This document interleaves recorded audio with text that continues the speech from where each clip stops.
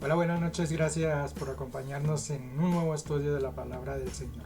Bienvenida a todas las personas que nos están viendo en directo, quienes nos verán más adelante seguramente en diferido. A todos una gran bendición, y no solamente en nuestro país, aquí en Colombia, sino también en los diferentes lugares donde seguramente esta enseñanza podrá llegar. Gracias a cada uno de ustedes. Esperamos que el Señor hoy nos ilumine en su palabra, nos dé un buen entendimiento de ella y que podamos compartir entre usted y mi persona, podamos compartir esta palabra que definitivamente es un gran aliciente para nuestro corazón.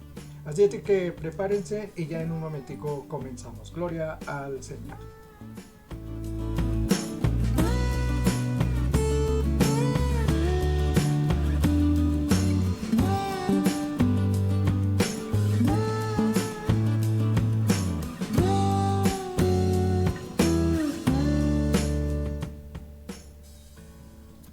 Dejemos esta reunión en las manos del Señor para comenzar. Padre bendito, te damos gracias, mi Señor, por esta noche que estamos aquí compartiendo junto a mis hermanos, junto a tu iglesia, mi Señor.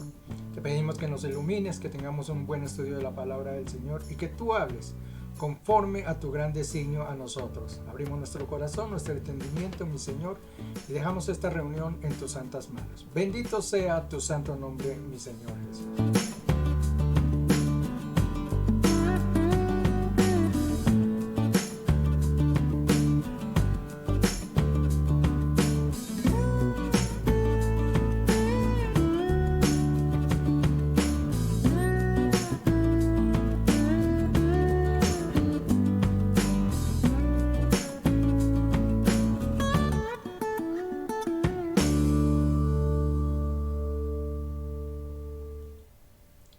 Bien, ya estamos aquí entonces con nuestra enseñanza y vamos a hacer no sé si un breve recuento, pero sí por lo menos una extensión acerca del tema que estamos tratando o que estuvimos tratando dentro del faro. Se trata de las fiestas del Señor. Permítame, yo voy a poner aquí mi enseñanza. Ahí están mis slides. Estábamos hablando justamente de las fiestas del Señor, ¿no? Convenimos y convengamos en esta noche que en realidad son unas fiestas entregadas y dictadas no solamente para el pueblo de Israel, sino en general para toda la iglesia. Vamos a tocar algunos temas acerca de eso, hacer algunas precisiones y además algunas cosas que se nos quedaron, que no pudimos hablarlas en el faro, esta noche las vamos a tocar. Como ya recordaremos, Levítico 23 es donde encontramos el designio acerca de las fiestas que se dan el Señor. Allí en Levítico les está diciendo: he aquí, estas son las fiestas que el Señor les ha ordenado o que les entrega a Moisés exactamente para que se la comunique al pueblo y ellos puedan rendirle honor y gloria a Él a través de estas fiestas. Vamos a ir entonces a mi primer slide y quiero recordarles, esto es como para hacer un ligero resumen y sepamos dónde estamos parados, ¿no? Para poder hacer la enseñanza, lo que tengo esta noche para ustedes. Recordemos cuáles son esas 7 fiestas que el Señor les entrega allí al pueblo de Israel, porque son 7 fiestas. Ellas son Pascua, panes sin levadura, primicias, Pentecostés, trompetas, la fiesta del perdón y la fiesta de los tabernáculos. Hemos hecho énfasis que esas fiestas generalmente están demarcadas por lo que se llama la menorá, que es la que les entrega igualmente el Señor Dios Todopoderoso para que ellos la mantengan a través de todo el tiempo que vivió el pueblo de Israel. Esta menorá, si ustedes la miran, por eso quise ponerles el slide así, nótense en cómo el brazo central es la fiesta de Pentecostés, porque es que la fiesta de Pentecostés, tanto como el Antiguo Testamento, por hablar de Antiguo y Nuevo Testamento, son, digamos, el momento en que el Señor entrega la base o es la base central de donde se va a sustentar tanto el pueblo de Israel como nosotros la iglesia. En el pueblo de Israel esa fiesta de Pentecostés se dio en el momento en que el Señor les entrega toda la serie de instrucciones que se ha denominado leyes, ¿no? Esas instrucciones que el Señor le entrega al pueblo de Israel para que ellos puedan vivir a través de todo el tiempo, ya sea en el desierto o ya sea en el lugar que les había mostrado. Pero es Pentecostés, ese punto central, ¿no? Donde el Señor entonces se presenta y les dice, así es que se van a gobernar. Para nuestro tiempo, la fiesta de Pentecostés se da cuando el Espíritu Santo desciende sobre aquellos 120 en el aposento alto allá en el libro de los Hechos y ese Espíritu Santo es el que les da la sabiduría, la fuerza de poder salir a comunicar la palabra de Dios. Es el Espíritu Santo el que nos sostiene hoy como iglesia aquí. Entonces ese punto central, por eso está allí, es como la llave, ¿no?, que sostiene todas. Si usted llegase a quitar esa parte central, llegar a borrarla, usted vería que todos los otros bracitos caerían inmediatamente, porque están sostenidos es en esa parte central. Por eso es importante eso. En el Antiguo Testamento o el Antiguo Pacto que hizo con Israel se denota a través de las instrucciones que les dio el Señor en sus leyes. Y para nosotros es a través del Espíritu Santo. Entonces por eso esa fiesta está allí en toda la mitad y sostiene a las demás fiestas. 3 que ya se han cumplido, que ya vamos a mirar en un momento: Pascua, panes sin levadura y primicias, y 3 que son las que estamos a un momento de comenzar. Y ahora que estamos a punto de comenzar estas fiestas, quiero mostrarles aquí este slide donde vamos a ver las fechas, ¿no? Porque conocemos que los meses del pueblo judío, el pueblo hebreo, son distintas a las que nosotros vivimos hoy en día. Convengamos que el calendario tuvo que ser modificado por algunas inconsistencias que se presentaban, y que esto va a afectar justamente a las fiestas. Ya lo vamos a ver más adelante cómo afectó eso a las fiestas del Señor. Entonces, para tratar de lograr un equilibrio dentro de los meses y dentro de los días, por eso se cambió al calendario gregoriano, y obviamente ese tiene cierta divergencia con lo que es el calendario hebreo. Si ustedes miran allá el cuadro, el primer mes que se muestra allá, yo creo que ustedes lo alcanzan a ver, yo lo muestro, es el mes de Nisan en el pueblo hebreo. Ese es el primer mes que ellos tienen, o es el donde comenzaban sus fiestas de celebración. Para nosotros eso representa entre el mes de marzo y el mes de abril. Ese es, digamos, más o menos el equilibrio que existe entre los dos calendarios. Ustedes verán que hay unas flechitas y en cada una se va mostrando los pasajes dentro de la palabra del Señor, cómo se van o cuándo se van a realizar esas fiestas. No lo voy a leer porque ya lo hemos mencionado en otros pasajes, entonces solamente lo menciono esta noche para que ustedes tengan y sepamos, como les digo, sepamos de qué es lo que vamos a hablar. Empieza la primera fiesta. Después vendrá panes sin levadura, que se celebra sobre el mismo mes, e igualmente las primicias, que se celebran en el mismo momento. Esas se vean más o menos, nosotros aquí las conocemos a final de marzo, principio de abril. Generalmente se dan esas fiestas en nuestro calendario gregoriano, que es lo que llamamos o se denomina por ahí Semana Santa, ¿no? Más o menos sobre esos días es que se mueve esas primeras fiestas. 50 días después viene una fiesta que es la que se llama de Pentecostés, por eso es de Penta, que es 50 significa. Es la fiesta de Shavuot. Esa se da más o menos entre el mes de junio. Aquí nosotros tuvimos obviamente el recordatorio, la celebración de esa fiesta igualmente, ¿no? Nosotros lo tuvimos acá sobre aproximadamente, no recuerdo la fecha exacta, pero nosotros la realizamos. Eso se da 50 días después de esa celebración.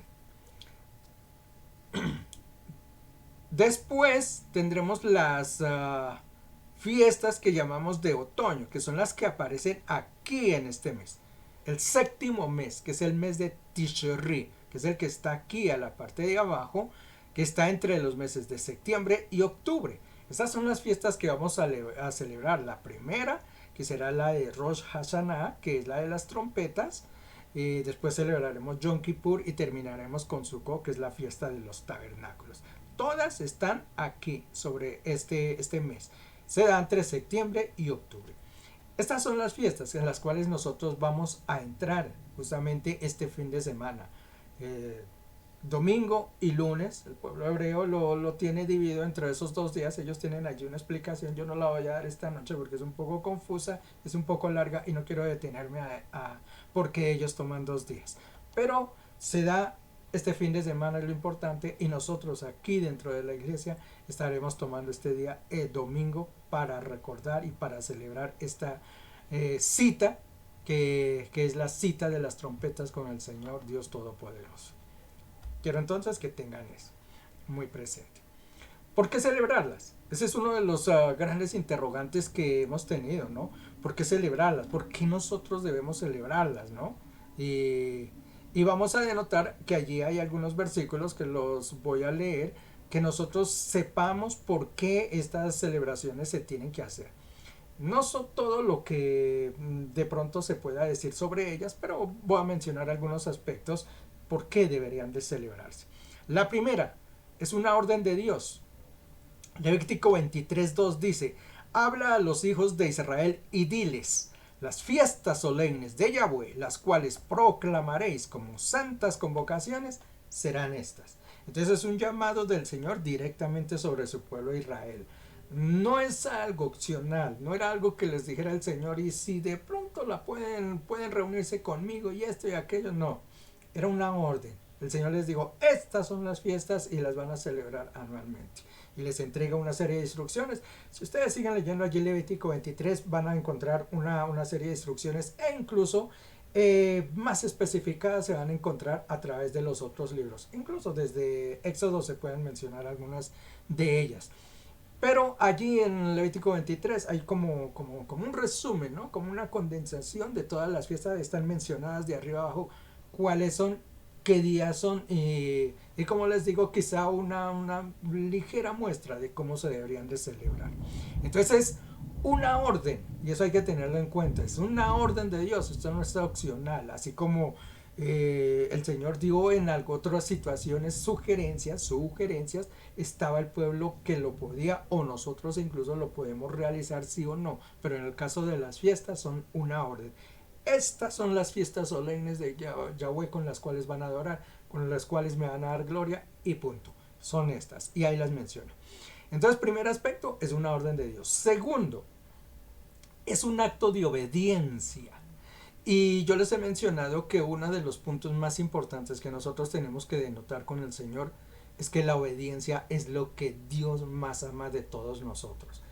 Él puede degustar nuestros sacrificios, puede gustar las cosas que nosotros que hacemos a favor de Él, con lo cual nosotros buscamos, digamos, entregarle gloria, por ejemplo, alabanza, adoración.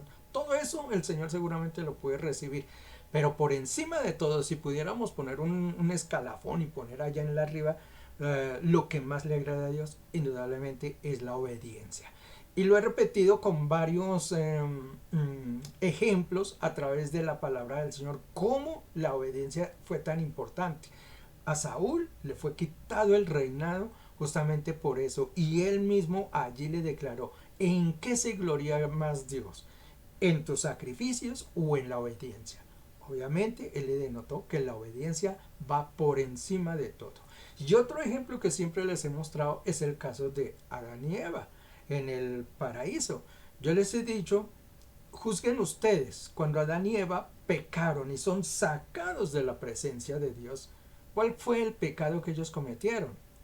No fue violación, no fue secuestro, no fue asesinato, no fue extorsión, no fue nada de eso. ¿Qué fue el pecado que ellos cometieron? Desobedecieron. El Señor les dice: pueden comer de todos los alimentos menos de este árbol. Y ellos van y comen de ese alimento y desobedecen. Y por la desobediencia quedaron fuera de la presencia de Dios. Mire que el primer pecado que el ser humano cometió y por el cual perdimos la comunión con el Señor fue por la desobediencia. Por eso es tan importante la obediencia dentro de nosotros como cristianos. Es lo que más adora a Dios. Y si nosotros queremos darle gloria y alabanza al Señor, la mejor forma de darle gloria y alabanza y honor a su nombre es obedeciéndole. Juan capítulo 14, 21 dice, hablando el Señor justamente, el Señor Jesús con todos sus discípulos en ese momento les dice, el que tiene mis mandamientos y los guarda, ese es el que me ama. Y el que me ama será amado por mi Padre. Total, ¿no? Como lo menciona. Si ustedes guardan mis mandamientos, si ustedes mantienen mis mandamientos, si ustedes obedecen mis mandamientos, en eso demostrarán que me aman. Entonces es una cuestión de obediencia. Cuando nosotros obedecemos al Señor, a lo que Él nos dice, es una muestra cuánto lo amamos. Muchas veces nosotros queremos demostrarle a nuestro Dios el amor que tenemos y queremos glorificarlo y gracias a Dios porque usted lo hace y quiere alabarlo y quiere cantarle y quiere danzar en su presencia. Gracias porque lo hace. Esa es una forma de demostrarle el amor al Señor, pero Él dice acá, si alguien guarda mis mandamientos, ese demuestra que me ama. Entonces notemos que obedecer a Dios, obedecer lo que Él está ordenando, es la mejor forma para demostrarle cuánto amamos a Dios. Y esto está atado justamente, y lo menciono, es porque las fiestas del Señor es una orden de Él. Entonces la mejor forma de agradar a Dios es obedeciéndole, cumpliéndole con lo que Él manda. Y una tercera cosita que está allí, cuando nosotros hacemos y mantenemos esto, el Señor da gran bendición sobre sus hijos. Mire lo que dice allí, Josué capítulo 1, versículo 7. Ustedes pueden leer todo el primer capítulo de Josué, todas las bendiciones que el Señor le entrega a él. Y todo por una sola causa. Mire lo que dice, solamente esfuérzate y sé valiente para cuidar de hacer conforme a toda la ley que mi siervo Moisés te mandó. Le dice, yo solamente le estoy pidiendo que usted que se esfuerce y es lo mismo que le pide a la iglesia, que nos pide a nosotros. Esfuércese por cumplir la palabra. Sean valientes porque muchas veces esto debe de ser la palabra del Señor, denota retos. Hay retos que cumplir. Nosotros nos desafiamos cada día a saber si somos capaces de llevar testimonio de lo que Dios hace con nosotros. Entonces romper incluso los esquemas de la sociedad, romper eso de que nosotros estamos viviendo, eso demuestra valentía. Entonces la palabra de Dios es eso, para valientes, personas que están esforzadas. Y es lo que el Señor dice allí en su palabra. Solamente te pido que te esfuerces, que seas valiente para cuidar de hacer conforme a la ley. O sea, obedezcan conforme a eso. Mira cómo termina diciendo, no te apartes de ella, ni a diestra ni a siniestra, para que seas prosperado en todas las cosas que emprendas. Y esto que esta palabra que nos gusta tanto a ustedes como a mí, esto de prosperar en todo, dice allí la palabra del Señor, serás prosperado en todo. Pero gracias a que, aunque dice, no te apartarás ni a diestra ni a siniestra de la palabra, del mandato de la ley del Señor. Miren, tan fácil que es a veces como alcanzar, digo fácil entre comillas, porque realmente a veces hay que batallar bastante, pero digamos la forma de alcanzar las grandes bendiciones de Dios. Obedecerle la ley, obedecer, porque es que eso de la ley ya lo hemos mencionado, no lo voy a tocar esta noche más, que eso de ley es una mala traducción, es una mala cosa, porque realmente lo que dice la palabra de Dios son mandatos, son instrucciones que el Señor da para que nosotros podamos guiarnos. Entonces esforcémonos por cumplir sus instrucciones y entonces el Señor dice, si ustedes ni a izquierda ni a derecha no miran, sino ustedes caminan exactamente sobre las instrucciones que yo les doy, dice, entonces serán prosperados en todo lo que ustedes hagan.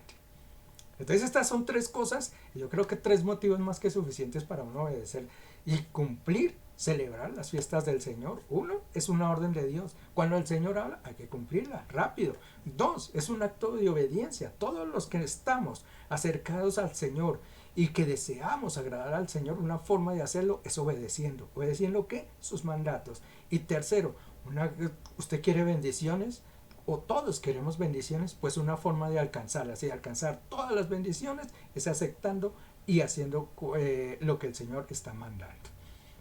Sigamos adelante.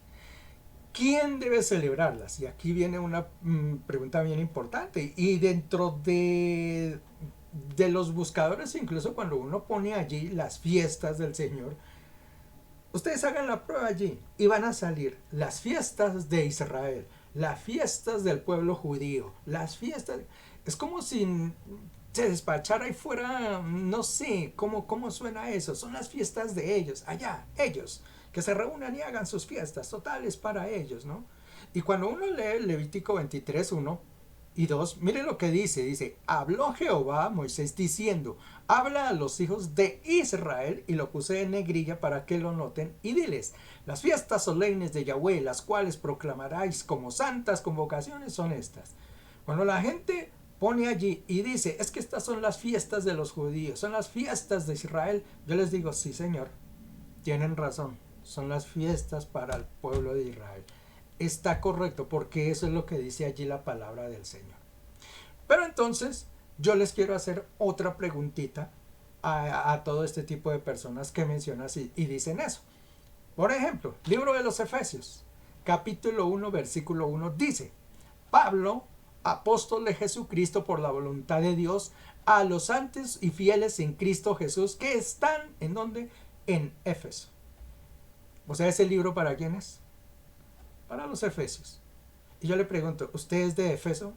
Seguramente me va a decir que no. Muchos de ustedes me van a decir que no. Entonces le tengo que decir, este libro no es para ustedes tampoco entonces, porque está escrito, es para los libros, para las personas de los que viven o que nacieron en Éfeso.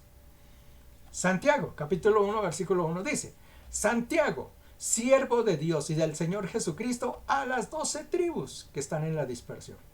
Este libro entonces, ¿para quién son? Son las 12 tribus. ¿Cuáles son las 12 tribus? Las de Israel. Es decir, ese libro ¿para quién es? Para Israel. O sea que si usted no es israelita, tampoco este libro es para usted. Libro de los Gálatas, capítulo 1, versículo 1 dice, Pablo, apóstol, no de los hombres ni por el hombre, sino por Jesucristo y por Dios, el Padre que los resucitó de los muertos, y todos los hermanos que están conmigo a las iglesias ¿de dónde? De Galacia. Y escribe la carta a los Gálatas. Es decir, si usted no es de Galacia, si usted no nació por allí y usted no pertenece a ese grupo, determinado grupo que es judío o hebreo, entonces esta carta tampoco es para usted, porque está escrito es para ellos, para los Gálatas. Entonces ya van 3 libros que no pertenecen. Miremos un cuarto, Corintios. Primera de Corintios, capítulos 1, versículo 1 y 2. Pablo, llamado a ser apóstol de Jesucristo por la voluntad de Dios y el hermano de Sóstenes, a la iglesia de Dios que está en Corinto. Si usted no es de Corinto, no nació en Corinto, esta carta es para ellos, para los de Corinto. Entonces tenemos que decir que esta carta tampoco es para nosotros. En términos generales, yo les he puesto 4 ejemplos, pero si ustedes van y miran allí la palabra de Dios, en casi toda la palabra de Dios está dirigida al pueblo judío, al pueblo israelí. Por lo cual, esto que llamamos Biblia, nosotros tenemos acá, y que nosotros usamos, está dirigida todo es para el pueblo judío. Si nosotros no somos judíos o hebreos, como dice allá, entonces eso no nos pertenece, así como no nos pertenecen las fiestas de Israel porque están dadas, es para ellos. Suena como sencillo, ¿no? Entonces, la pregunta que yo les hice el otro día, bueno, y si entonces esto es para el pueblo de Israel y todo esto es para los israelitas y los judíos, entonces ¿cuál es nuestro Dios? Entonces ¿a quién adoramos nosotros? Porque entonces tiene que haber una explicación qué es lo que estamos haciendo, o solamente tomamos el nombre de Yahweh y decidimos nosotros adorarlo como con nuestros propios mandamientos. Miren lo que pasa, y es una explicación que nosotros hemos dado por qué nosotros sí debemos de celebrar ese tipo de fiestas y por qué nosotros, perteneciendo al grupo, al pueblo de Israel, nosotros debemos celebrarla. Deuteronomio capítulo 7, versículos 7 al 9 dice, no por ser vosotros más que todos los pueblos os ha querido Yahweh y os has escogido, Pues vosotros erais el más insignificante de todos los pueblos. Esto le está hablando al pueblo de Israel. No es que ustedes se jacten porque eran los máximos, ¿sí? Ni porque eran los mejores. Dice, pero Dios los escogió. Dice, sino por cuanto Jehová os amó y quiso guardar el juramento que juró a vuestros padres. Os ha sacado Yahweh en mano poderosa y os has rescatado de servidumbre en mano de Faraón, de rey de Egipto. Conoce pues que Yahweh tu Dios es Dios, Dios fiel, que guarda el pacto y la misericordia a los que le aman y guardan sus mandamientos hasta 1000 generaciones. Este es el pacto que le está dando al pueblo de Israel. Israel es el pueblo elegido del Señor y nosotros lo hemos dicho. ¿Existe alguna teoría por allí donde dice que nosotros somos el nuevo Israel? Eso no es cierto. Nosotros no estamos quitando el puesto a Israel. Israel allí, en la palabra del Señor y en esta que acabamos de leer en Deuteronomio, señala perfectamente el pueblo elegido por el Señor es Israel. Ellos fueron, y incluso les dice, porque los amó por encima, sin tener grandes méritos, según por lo que muestra allí. Les dicen, no es que hayan tenido ustedes grandes méritos ni nada, pero el Señor los miró con amor. Los eligió para ser ellos. Ellos fueron los seleccionados por el Señor para ser su pueblo amado. ¿Cómo venimos nosotros a ingresar en ese punto? Vamos a mirar Romanos capítulo 11, algunos versículos del 11 al 12 y del 17 al 20. En la primera miramos la explicación qué pasa con el pueblo de Israel. Dice, digo pues, ¿han tropezado los de Israel para que cayesen? En ninguna manera. Pero su transgresión vino la salvación a los gentiles para provocarle a celos. ¿Qué es lo que está diciendo la palabra del Señor? Les está hablando al pueblo de Israel y les dice, ¿qué creen ustedes? O lo que estaban allí. ¿Qué es lo que creen ustedes? Que porque Israel se tropezó y cayeron, el Señor los sacó por esa transgresión. Dice, démosle gracias a lo que ellos hicieron, porque gracias a esa transgresión es que nosotros pudimos entrar dentro del reino del Señor. Vean lo que dice en el versículo 12. Y si su transgresión es la riqueza del mundo, o sea, vea, si ese fallo de Israel es la riqueza nuestra. ¿Y por qué? Porque mire, en el momento en que Israel se tropieza, digamos, divaga, desobedece al Señor y el Señor los saca, digamos, hace una apertura. En el momento en que el Señor hace esa apertura, nosotros entramos a ser parte entonces de ese pueblo. El Señor buscó no un reemplazo, sino a alguien para acercarse a Él nuevamente. Y ahí es cuando la iglesia nace. Dice, ¿cuánto más es la plena restauración? Nosotros venimos a ser un injerto dentro del pueblo del Señor. Mira lo que dice el versículo 17 en adelante. Pues si algunas de las ramas fueron desgajadas, esto es hablando de Israel, fueron ramas desgajadas, no cortadas, que eso hay que tenerlo en cuenta. Cortada es cuando se quita y ya no tiene valor. Estas son desgajadas. Israel es una rama desgajada de lo que es llamemos un árbol, ¿no? Imaginamos un árbol donde está el Señor y esa rama se desgajó. Y dice, y tú, está hablando de nosotros, la iglesia, y tú siendo olivo silvestre, o sea, nosotros nos criábamos por cualquier alrededor, nosotros no teníamos un lugar donde permanecer, ¿no? Somos olivo silvestre. Dice, han sido injertados en el lugar de ellas y han sido hechos partícipes de la raíz y de la rica savia del olivo. Dese cuenta lo que dice el Señor. Ustedes han venido a ser un injerto. Ustedes eran olivos silvestres. ¿Qué pasó en ese árbol? Se desgajaron las ramas, que era Israel. Entonces el Señor tomó un olivo silvestre que somos nosotros los gentiles y nos injertó dentro de ese árbol. Y más adelante sigue diciendo, no te jactes contra las ramas, no te jactes, sino que mira quién es el que sustenta la raíz, ¿no? Que obviamente la raíz y esto pues es nuestro Dios. Lo que está pasando allí y lo que yo vislumbro, ¿no? A través de esto, es que yo pienso que los romanos estaban diciendo lo mismo que se dice por ahí, es que nosotros le quitamos el puesto a Israel. Nosotros somos ahora los que el Señor eligió para que estar por encima y Israel lo hizo por allá a un lado. Por eso les dice aquí Pablo a ese grupo, no se jacten, es decir, no se las crean, No se sientan así. Ustedes son injertados dentro de las ramas que es el pueblo de Israel. Es decir, Israel sigue siendo el pueblo elegido del Señor.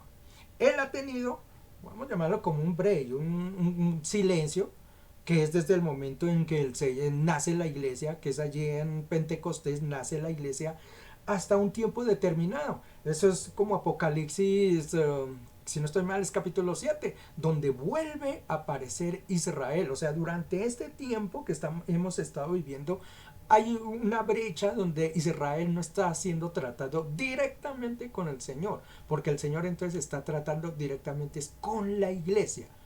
Pero después el Señor va a recoger su iglesia, que es lo que nosotros denominamos como el rapto. El Señor recoge su iglesia y viene nuevamente a tratar, ¿sabe con quién? Con Israel, porque Israel sigue siendo su pueblo amado. Ya le digo, eso está por allí en Apocalipsis 7 en adelante, vuelve a tratar con Israel. Y es más, al final de toda esta cuestión, ¿no? Cuando ya Israel dice que será atacada por todos los reinos de todo lado, vendrán y subirán. El Señor ve esa encerrona que le tienen a Israel y Él descenderá a defender su pueblo en una famosa batalla que es la llamada de Armagedón. Defenderá su pueblo Israel y lo llevará junto con la iglesia. Ay sí, a vivir eternamente todos allá.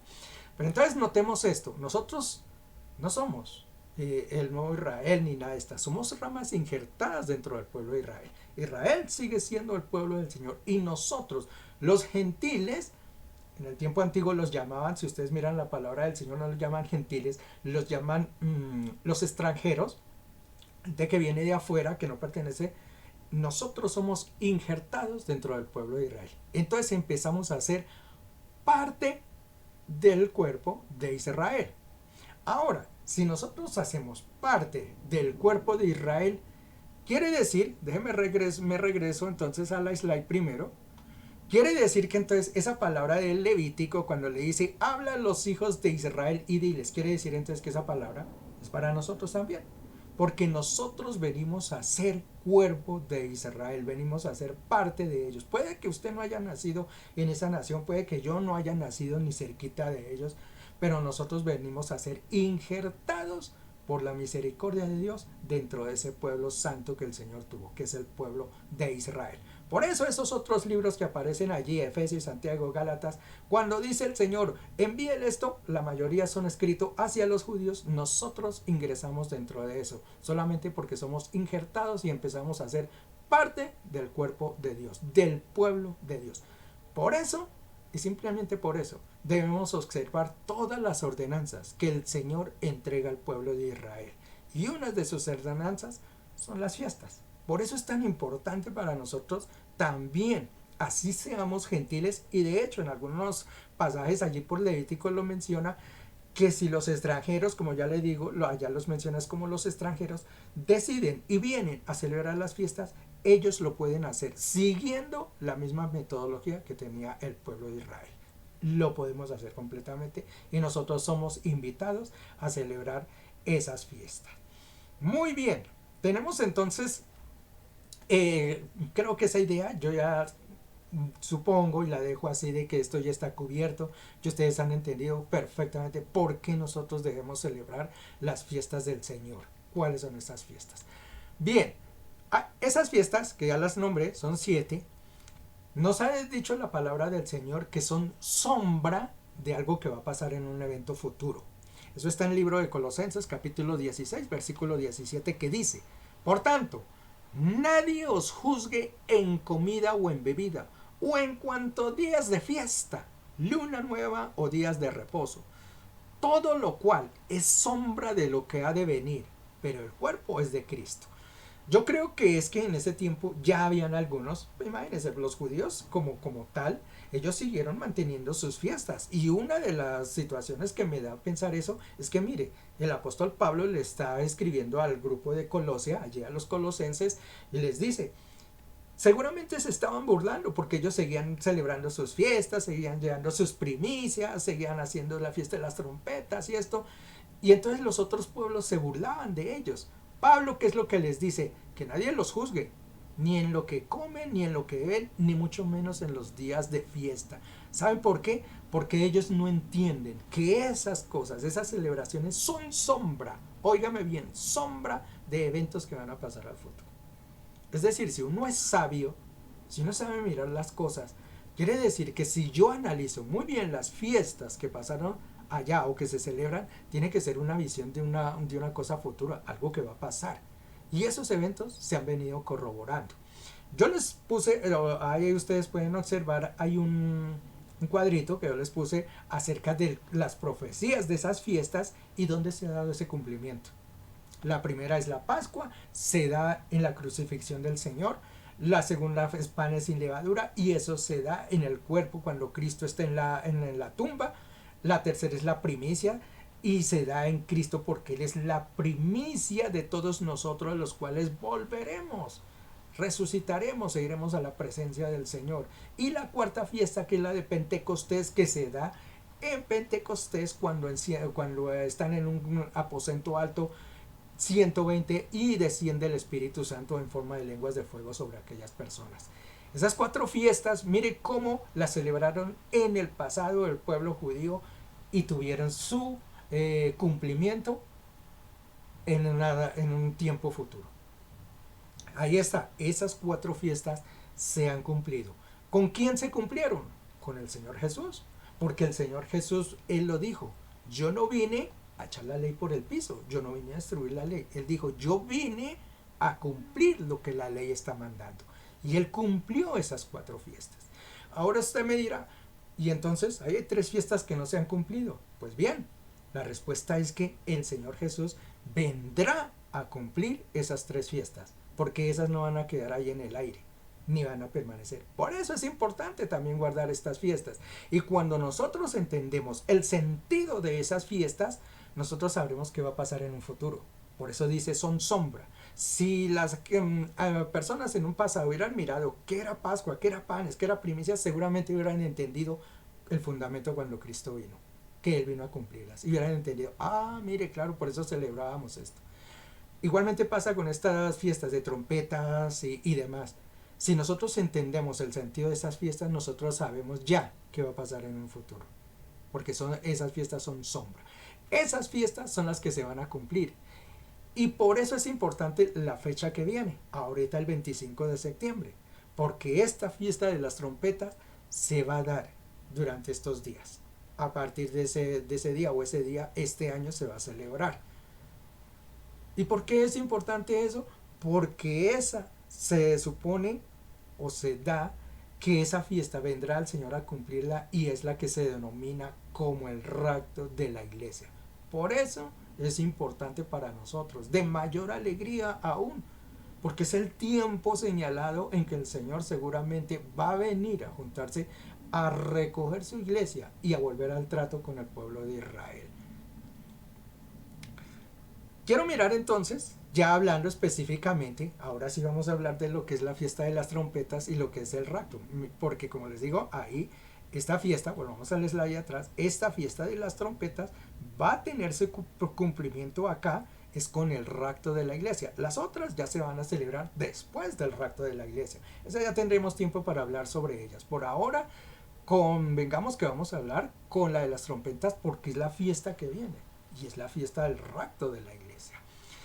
Veamos qué es lo que nos habla la palabra del Señor acerca del rapto de la iglesia. Tesalonicenses, primera carta, capítulo 4, versículos 13 al 17, dice: tampoco queremos, hermanos, que ignoréis acerca de los que duermen, para que no se entristezcan como los otros que no tienen esperanza.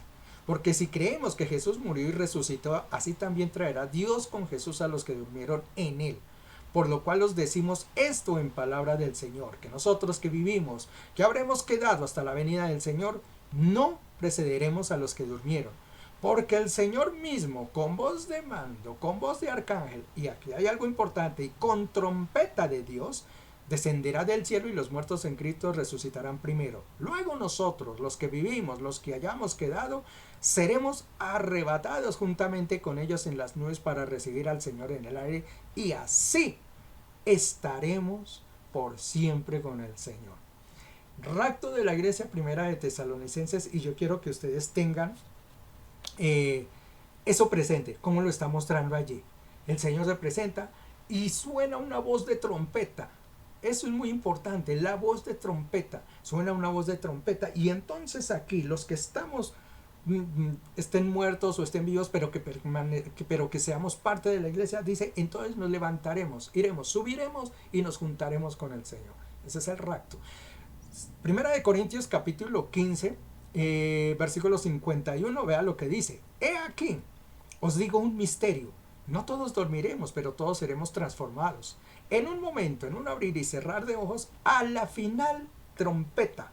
Porque se tocará la trompeta y los muertos resucitados incorruptibles y nosotros seremos transformados. Es el mismo evento y lo está mencionando igualmente a los corintios. Les está diciendo la misma situación. Tengan en cuenta, va a venir un momento en que el Señor a la final trompeta, y eso lo quiero por eso lo puse allí en negrilla, que lo tengan en cuenta porque eso es lo que voy a explicar ahorita. La final trompeta sonará y entonces los muertos, nosotros los que estaremos, si algunos estamos vivos, seremos transformados, los que estén muertos en el cuerpo del Señor serán levantados e iremos con el Señor. Esa es la fiesta que estamos por celebrar. Por eso esta fiesta que viene el domingo es para nosotros tan importante, porque es el rapto, el momento que nosotros como cristianos anhelamos, ir a la presencia de Dios, estar con Él. Eso es lo maravilloso de esta situación. Yo les mencioné el martes pasado que esta figura del rapto, mire que se da aquí, se da allá en el libro del Éxodo y se va también a dar en Apocalipsis. El mismo evento con los mismos personajes. O digamos cambia la esencia del personaje, porque el personaje pasa a ser representado por alguien. En el principio yo les mencioné allá cuando Moisés recibe las tablas de la ley en el monte Sinaí. ¿Cómo presenta ese momento? Dice el Señor que allí se presenta y se abren los cielos de repente y suena una voz como de trompeta. Igualmente, como de trompeta. Y entonces la voz y Moisés que está allí, ¿no? Que representa a la iglesia o al pueblo de Israel, ¿no? Le dice al Señor, sube y se junta. Dice, y Moisés subió y llegó hasta la presencia del Señor. ¿Qué está hablando? Del rapto. Es una representación del rapto. El Señor lo está mostrando desde un principio y con los mismos eventos, un sonar de trompeta, una llamada del Señor y una unión entre el Señor y su pueblo, en este caso su hijo Moisés. En el libro del Apocalipsis pasa algo muy similar. Apocalipsis, yo les mencioné, si ustedes miran Apocalipsis capítulo 1, está solamente la introducción de lo que es Apocalipsis. Si este capítulo 2 y 3 de Apocalipsis habla acerca de las iglesias, se da una descripción de la Odisea, de Filadelfia, de cada una de las iglesias, de los tiempos que se van dando y de las características que tiene la iglesia. Digamos que ya en el 4 es donde empieza realmente a mencionar qué es el Apocalipsis y cuáles son los eventos, principalmente juicios que se van a dar a través de ese tiempo. Pues bien, en ese capítulo 4, el primer evento que pasa, capítulo 4.1, dice que allí se presenta Juan y dice, de repente con voz de trompeta se oye el sonar. Lo voy a leer aquí rápidamente. No lo iba a leer, pero lo quiero leer. Dice, después de esto miré y he aquí una puerta abierta en el cielo y la primera voz que oí como de trompeta hablando conmigo dijo, sube. Mire el mismo evento. Se abre allí las ventanas de los cielos, las puertas de los cielos, suena la trompeta y entonces una voz que le dice, sube. Es una representación del rapto, exactamente. Y aquí es donde yo me apego que justamente la iglesia no pasará ni por la tribulación ni por la gran tribulación. Porque lo que está mostrando es la sombra de lo que va a pasar, de un evento futuro. Juan lo que hace representaciones de nosotros, la iglesia, el pueblo, que nos presentaremos. Mire, comenzando el Apocalipsis, dice el Señor, se abre allí las puertas de los cielos, ¿eh? Suena una trompeta y el pueblo sube. Es lo mismo que nos está hablando allí en Tesalonicenses y lo mismo que nos habla en Corintios. ¿Y sabe cuándo la iglesia vuelve a aparecer? Apocalipsis tiene 21 capítulos. Vuelve la iglesia a aparecer, es decir, desde el capítulo 4 hasta el 19, la iglesia no se menciona. En el 19 vuelve a aparecer la iglesia. Y vuelve a aparecer diciendo, que el Señor desciende de los cielos, porque es cuando viene a hacer la batalla de Armagedón, desciende de los cielos, ¿no? Y viene con qué, con un ejército, y en ese ejército viene la iglesia. Por eso la iglesia no va a pasar por ninguno de esos juicios que van a pasar dentro de la palabra del Señor allí en Apocalipsis. Eso quiero que lo tengamos claro. Entonces, esos eventos, el evento de la voz que viene desde arriba, la trompeta, que es señal, es la parte importante, la trompeta, y finalmente la representación de la iglesia que está siendo tomada, arrebatada por el Señor. Les quiero dar tres ticsitos rápidos acerca de lo que es ese rapto de la iglesia. La primera, ni el día ni la hora. Mateo 24, 29 al 36, mire que el Señor allí le están preguntando, porque el Señor les dijo que iba a regresar, y esto porque es la gran promesa. Señor Jesús le dijo a los apóstoles, yo voy a regresar. Y ellos le preguntaron, pero Señor, ¿cuándo vas a venir a la tierra? Entonces se les contestó, inmediatamente después de la tribulación, porque vamos a vivir algún tiempo difícil antes de eso, el sol se oscurecerá, la luna no dará resplandor, las estrellas caerán, las potencias serán conmovidas. Entonces aparecerá la señal del Hijo del Hombre en el cielo, y entonces lamentarán todas las tribus de la tierra, y verán al Hijo del Hombre viniendo en las nubes del cielo con poder y en gloria. Y enviará a sus ángeles con gran voz de trompeta, y juntarán a sus escogidos de los cuatro vientos, desde un extremo del cielo hasta el otro. Y ahí les da una explicación. Al final, versículo 26 les dice, pero el día y la hora nadie sabe, ni aun los ángeles del cielo, solamente el Padre. ¿Por qué el Señor menciona allí que en el día ni la hora? Porque vamos a regresar a la fiesta justamente de las trompetas. Allá atrás, me va a regresar un slide. Esta, al menos la fiesta de las trompetas que se da acá, cómo se celebraba la fiesta de las trompetas o cómo se hacía la fiesta de las trompetas, porque ya le digo, si uno mira esas fiestas, dice que esas son sombra de lo que va a pasar en un futuro. Así ha pasado en las otras fiestas, esta no será una excepción. ¿Cómo pasaba lo de las fiestas y por qué el Señor dice que el día ni la hora de esa fiesta se sabe? Resulta que en tiempos antiguos, en el tiempo de los hebreos, ellos no sabían cuándo comenzaban los meses. Notemos que hoy en día los meses son de 30 días, son de 31, febrero suele ser de 28 y algunos años incluso suele ser de 29 días, que es cuando se llama bisiesto. Es decir, los meses tienen diferentes días porque los tiempos no son exactos. No es un tiempo cíclico que siempre pasa 30 días, 30 días, 30 días y entonces vamos de mes en mes. No, el tiempo va variando, va cambiando. De hecho, a mí me parece que cada 200 años el planeta se va atrasando y van a tener que hacer un ajuste. Me parece que es cada 200 o 600 años, no recuerdo en este momento. Tienen que hacer ajuste de algunos minutos. Creo que no es mucho, pero tienen que hacer un ajuste porque de todos modos el tiempo varía.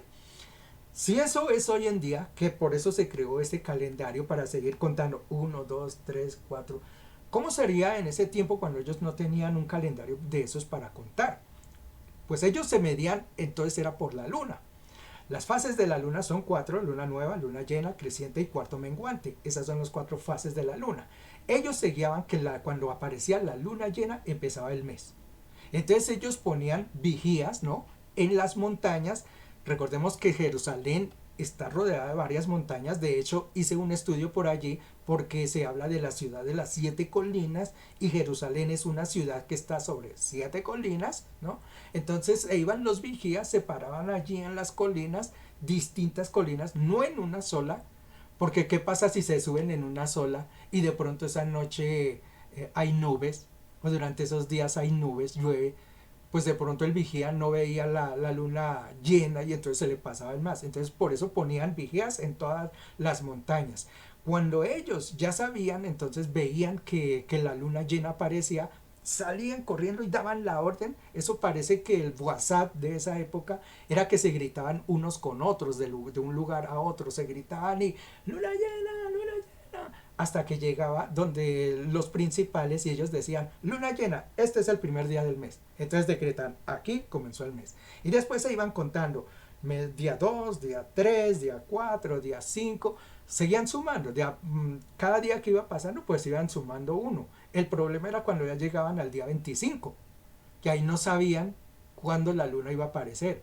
Podía ser al otro día, podía ser dentro de 2 días, dentro de 3 días. Entonces ahí se les perdía ya el mes. Les tocaba otra vez, suban a los vigilas a ver cuándo era luna llena. Cuando llegaba luna llena, otra vez luna llena, comenzó el otro mes.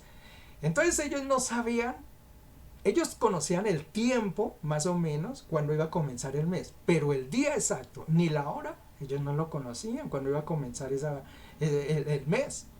Ni el día ni la hora ellos lo sabían. Entonces esta fiesta el Señor les dice que la van a celebrar en el mes séptimo en determinado día. Ellos no sabían exactamente cuándo era que entonces se tenía que celebrar. Les tocaba esperar la luna llena ahí. Y cuando llegaba la luna llena, corrían y avisaban. Y entonces decían, listo, llegó el día, entonces vamos a comenzar la fiesta de las trompetas. Por eso la fiesta de las trompetas no se sabía ni el día ni la hora. Y qué casualidad que la venida del Señor justamente es así. Ni el día ni la hora, dijo el Señor, van a saber cuándo va a venir. Por eso, esta fiesta está muy ligada a lo que es el rapto de la iglesia, porque se da en esa misma situación. Miremos otra. Esta ya la hablé, ni el día ni la hora. Vamos a la segunda. Segundote, una carta explica la otra. Hay un fenómeno que pasa dentro de las cartas. Yo no lo había notado, no sé si usted alguna vez lo notó. Generalmente, las segundas cartas que aparecen dentro del Nuevo Testamento son una explicación de la primera carta. Ya le digo, yo jamás lo noté así, solamente hasta que alguna vez escuché esa enseñanza y me puse a analizarla, y si ustedes ahorita después de que termine la enseñanza lo analizan, se van a dar cuenta que es cierto. Las segundas cartas generalmente explican la primera carta, o sea, no son una continuación como uno creería. Mire, vamos a mirar rápidamente, por ejemplo, la de Corintios. Corintios 1. Está hablando el apóstol Pablo hacia los corintios y vea, les dice, colaboradores de Dios. Y entonces empieza a hablar de la gente, a los ministros, cómo deben de entrar. En el capítulo 4 habla el ministerio de los apóstoles y les empieza a explicar los apóstoles esto, los apóstoles aquello. El capítulo 6 habla acerca de los incrédulos. En el otro habla acerca de lo que es el cuerpo de Cristo. En el otro habla acerca de los ídolos. En el otro capítulo habla acerca de los derechos de un apóstol. Después habla del atavío de las mujeres, habla de la idolatría, habla de la institución del Señor. Bueno, en fin, da una serie de instrucciones. Es como una explicación de la vida, de cómo los apóstoles, las personas deberían de vivir y deberían de comportarse. O sea, son como instrucciones. Si usted lo mira, la primera de Corintios son instrucciones, realmente.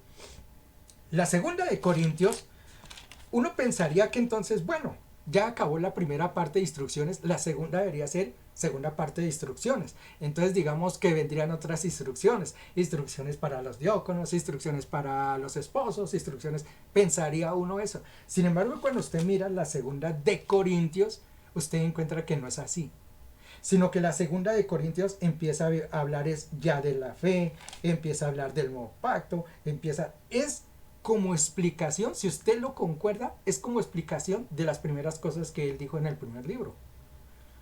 Entonces no es una continuación, es una explicación desde la primera carta. Y eso me lleva a pensar, ahí hay les daba un ejemplo, no lo voy a leer porque es que el tiempo ya me está corriendo, no lo voy a leer. La primera de Corintios, capítulo 5, versículo 1 al 5, mire que habla de un cierto personaje que llegó a la iglesia y que parece que estaba teniendo relaciones con la mamá o algo así. Era una vaina como de incesto. Y entonces Pablo allí les está diciendo, bueno, pero ¿por qué no sacaron a este hombre? Que ustedes se hacen copartícipes del pecado. Mire que en la segunda de Corintios, ahí les dejo el capítulo y el versículo donde vuelve a hablar del mismo tipo y ahora habla es del perdón. Y habla de cómo no se comporta y que si lo habían obedecido. Dice, les pregunta allí, ¿ustedes obedecieron acerca de lo que yo les escribí? Bueno, pues entonces habla de eso, del tipo. Entonces dése cuenta cómo si hay una concordancia, que la segunda carta es una explicación de los primeros hechos en la primera. ¿Por qué quiero hacer de notar esto? Porque en la primera carta a los Corintios, muestra a ver si yo lo tengo acá.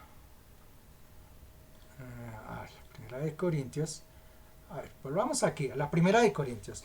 La parte de abajo que dice 15:51. Dice, he aquí os digo un misterio, no todos dormiremos, pero todos seremos transformados en un momento, en un abrir y cerrar los ojos, a la final trompeta, porque se tocará la trompeta y los muertos serán resucitados. Esto es en la primera carta de los Corintios. La pregunta es, y lo que sucede y que se denota allí, parece ser que es como si los corintios después de la primera carta no hubieran entendido algunas cosas y le hubieran mandado una carta a Pablo diciéndole, bueno Pablo, usted está hablando allí de que saquemos a aquel tipo de la iglesia y usted habla allí de cómo deberían de ser los ministros y aquello, y como que piden una explicación, y esa segunda de Corintios Pablo les da esa explicación, es lo que se denota, que Pablo entonces les da una explicación de lo que pasó. La pregunta que se hacen y que algunos hacen es, mire en este versículo que está en la primera de Corintios, les dice, y nosotros, este es un misterio que les voy a revelar, nosotros a la final trompeta, entonces seremos resucitados y ta. La pregunta es, ¿por qué esa gente de Corintios, si le mandaron preguntar de otras cosas, por qué no le preguntaron de la final trompeta? Suena como ilógico, ¿no? Tendrían que haberle preguntado. Si ellos, como si yo le preguntara a usted cuál es la final trompeta, o como muchas veces pasa, ¿cuál es la final trompeta? Ellos dicen, a ver, ¿qué pasará con la final trompeta? Si les manda a los corintios, les dice, les voy a dar un secreto, les voy a dar una revelación, y esa es la final trompeta que ustedes se levantarán.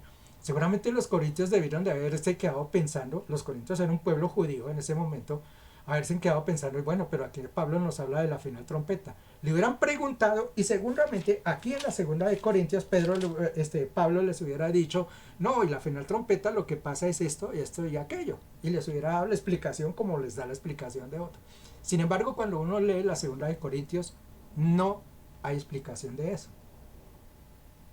Entonces, uno lo lleva a pensar, si el pueblo judío no preguntó sobre la final trompeta, es que ellos sabían cuál era la final trompeta. Entonces, si ellos sabían de la final trompeta, dijeron, bueno, pues ¿qué preguntamos si nosotros sabemos de esa vaina? ¿Qué es la final trompeta? Esto que les voy a mencionar no está dentro de la palabra de Dios. Pero entonces uno tiene que ir entonces al pueblo judío. ¿Cómo celebraban la fiesta y cómo celebran, porque ellos mantienen esa celebración, cómo celebran la fiesta de las trompetas? Y cuando uno se da cuenta cómo ellos lo celebran, uno dice, de razón que no preguntaron por la final trompeta. Pues mire lo que pasa, lo tengo por aquí en un slide, que fue lo que pasó. Voy a leer la parte de abajo que es lo que dice. Dice, el primer toque se llama el tequía. Resulta que cuando comenzaba ya la fiesta de las trompetas, que ya venía el vigía y les decía, comenzó el mes, y entonces ya llegó la fiesta de las trompetas, ellos se preparaban y empezaban a tocar. Yo ya les dije que hay trompetas, hay chofar y hay bocinas, y cada una se tocaba en determinados momentos y se usaban en determinadas situaciones. Aquí las primeras trompetas que suenan son trompetas. El último que va a sonar es el chofar. Entonces ellos tenían allí un grupo de personas y ellos empezaban a tocar las trompetas y tocaban de a una trompeta, otra trompeta, e incluso esas trompetadas tenían un nombre. La primera trompeta, que del primer golpe que daban se llamaba tequiat. La segunda trompeta que daban se llamaba shevarín. La tercera se llamaba teruá. Y ahí hay una explicación de cómo siguen dando esos trompetazos. Resulta que daban grupos de 33 trompetazos, es decir, 33 y 33 trompetazos. Iban sonando los... Y ya le digo, y cada trompetazo iba teniendo un nombre. Incluso ahí lo menciona, que iban teniendo notas distintas. Iban dando ciertas notas. Cuando llegaban a la trompeta 99, o sea, los tres grupos de 33 que dan 99, cuando llegaban a esa, llegaban a una última que se llamaba la Tequia Hadgadolá. Tequia Hadgadolá. ¿Sabe qué traduce eso? Eso traduce la final trompeta. Esa palabrita, tequia. Y esa era la última que daban. Y esa la daban con el chofar, porque el chofar tenía un alcance inmenso sobre todo el valle. Esa era la final trompeta, o sea, la final trompeta que ellos llamaban era la trompeta 100 y la daban era con el chofar. Cuando uno entiende esto, cuando uno va al pueblo de Israel y se da cuenta de cómo era que se hacía esa presentación, pues uno así entiende. Pues claro, en Primera de Corintios Pablo les dice, y a la final trompeta el Señor vendrá. Los judíos decían, nosotros sabemos cuál es la final trompeta. Pues, ellos sabían. Nosotros no, nosotros no sabíamos de eso, teníamos dudas. Usted no, porque usted ya sabe ahora sí cuál es la final trompeta. Porque es que mucha gente piensa que la final trompeta es la que está en Apocalipsis. En Apocalipsis hay 7 trompetas que se mencionan allí. Pero yo les mencioné el otro día, las de Apocalipsis y estas trompetas que se dan en esta fiesta son completamente distintas. Porque las de Apocalipsis son trompetas de juicio. Allá lo que hay es juicio. Suena una trompeta y hay un poco de juicio sobre la tierra. En esta no. En esta es una reconciliación con el pueblo de Israel. Son trompetas completamente distintas, las unas de las otras. No hay que uno equivocarse que es que allá a la final, porque es que hay estudios por ahí, si ustedes entran al internet, dicen, no, la final trompeta y que sonará la final trompeta y entonces el Señor vendrá por nosotros. Entonces se van allá a Apocalipsis y dicen, no, la final trompeta es aquí, vea. Y entonces en ese tiempo nos vamos. Y resulta que ya ese paso vamos a más de mitad de tribulación. Y resulta que no, la iglesia no va a pasar por tribulación. Es muy distinto. Esa es la explicación de la final trompeta para que ustedes lo tengan en cuenta. Gloria al Señor. 2 cositas para terminar, porque ya el tiempo se me fue. La ofrenda del cordero y la siega y la cosecha. Hay cosas que se mencionan allí dentro de la palabra del Señor y que uno no le presta atención, pero que es bueno conocerla. Resulta que en esta fiesta, si ustedes miran también allí, ya le digo, no miren solamente el Levítico porque en otros libros está la explicación de cómo. Ahí en el Levítico está es como una introducción. Al 7º día harán esta fiesta y esto y esto y aquello. Son como 3, 4 versículos, por mucho queda ahí. Pero si uno quiere explicación de todo lo que es la fiesta, tiene que irse a los otros libros donde ya hay una explicación, cómo presentarán las ofrendas, cómo presentarán el ovejo, cómo presentarán cada una de las cosas, qué es el evento, cómo se va a realizar. Entonces tiene que ir a los otros libros. Cuando uno va a eso se encuentra que aquí ofrecen también un cordero. Y a alguna persona, incluso hasta yo mismo, yo me pregunté un día, pero ¿cómo? Si en la fiesta de la Pascua ya se presentó un cordero, ¿no? Que era el cordero de la expiación, ¿por qué aquí vuelven y presentan otra vez cordero?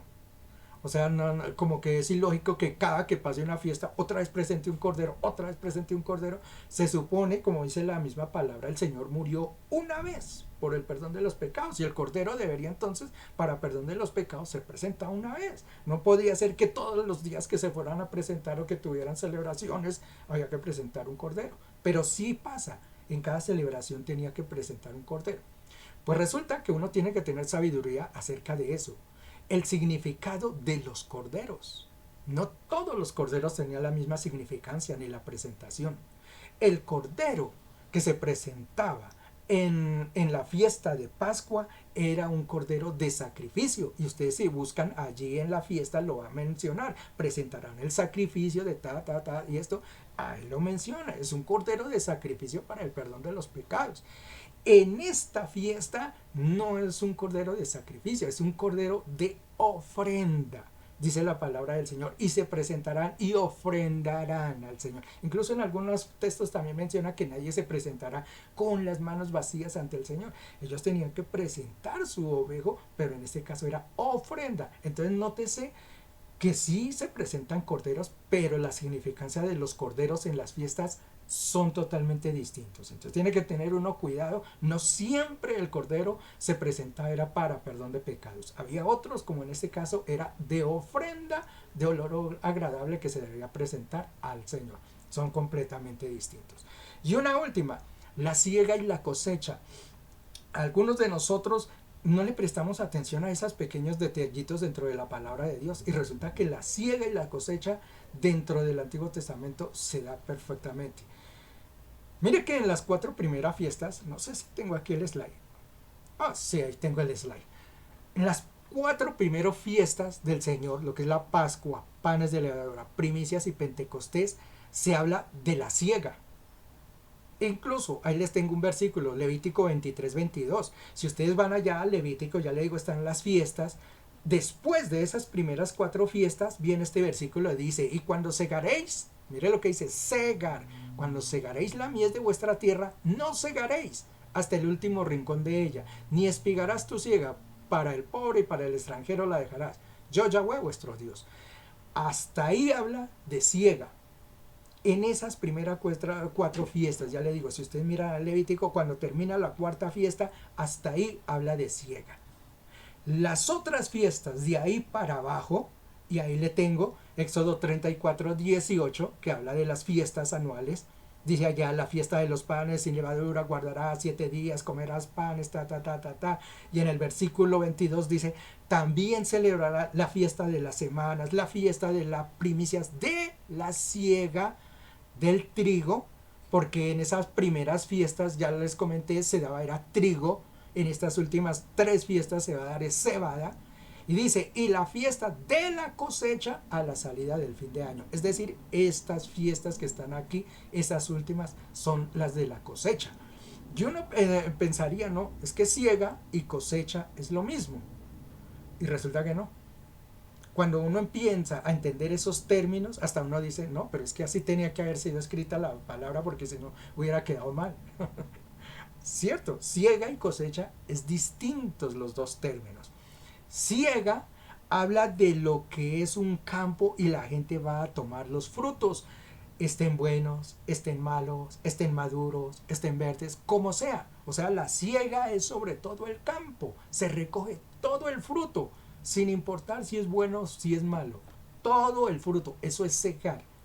Cuando hablamos de cosecha, cosecha es el resultado final ya de lo producido. Por ejemplo, si usted le pregunta a un campesino, y en este caso, digamos, a este pueblo le preguntara cuánto cosechó, cuánta cebada cosechó este mes o este periodo, ellos le van a decir, cosechamos 3 bultos de cebada o 5 bultos de cebada, o la cosecha de esta vez fue de 3 bultos de papa o 5 bultos de papa. Mire que cosecha habla es del producto ya terminado, el bueno, el tomado, el sacado. Entonces, una cosa es siega, que es sobre todo, segar es sobre todo lo que está en el campo. Cosecha habla exclusivamente es de lo ya filtrado, del producto final. Esas dos palabras son distintas y esas son utilizadas en forma distinta dentro de la palabra de Dios. Siega se menciona dentro de las 4 primeras fiestas. Habrás la siega de trigo, harás la siega de esto y presentarás y segarás y presentarás la ofrenda ante el Señor. Las primeras 4 fiestas habla de siega y en las 3 últimas fiestas habla de cosecha. Y uno pregunta, ¿y por qué ese cambio? ¿Por qué de repente habla ya en siega y acá habla de cosecha? ¿Por qué en la misma? Pues yo quiero decirles que eso tiene una connotación específica en lo espiritual. Y como les digo, esto es sombra de lo que pasa en un futuro y uno tiene que entenderlo. Ciega y se da ciega es porque el fruto de la palabra de Dios se esparce sobre todo el lugar.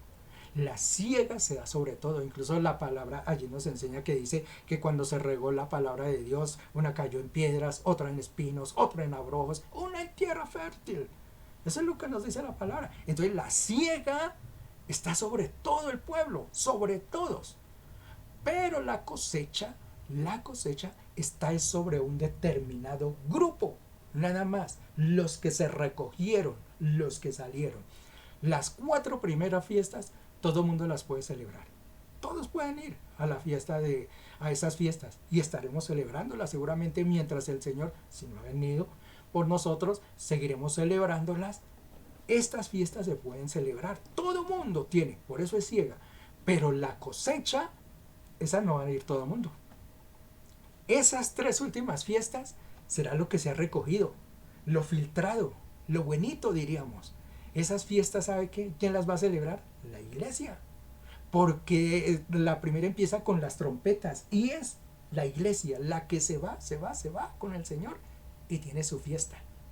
Estas 3 fiestas, trompetas, expiación y la fiesta de las cabañas o de los tabernáculos, la va a celebrar solamente la fiesta. Por eso es cosecha. Solamente un determinado grupo lo va a hacer. La invitación es para eso. Que usted haga parte de la cosecha. No se quede en la siega. porque la siega fue para todos y ahí va a quedar parte que no sirve. Pero los que se van en la cosecha, los que están en la cosecha y los que celebran estas 3 fiestas que son de cosecha, esos son los que van a recibir gloria y honor con el bendito nombre de Jesús. Bendito sea el Señor. Bueno.